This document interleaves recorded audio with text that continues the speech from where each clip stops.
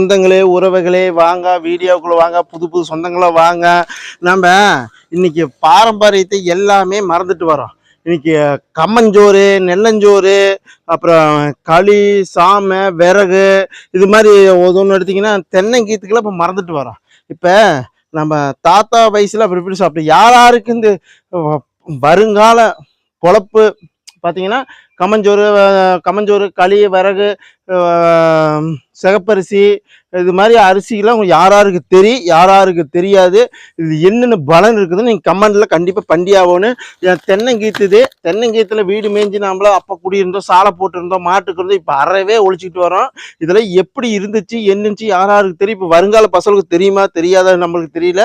கண்டிப்பாக இதெல்லாம் உங்களுக்கு நல்ல ஒரு விஷயமா நம்ம காட்டுறோம். நம்ம ஊருக்கே சோறு போடுறான் விவசாயி, அவனுக்கு ஒரு லைட் போடுங்க, ஒரு சேர் போடுங்க. அவன் பிச்சைக்காரனாவே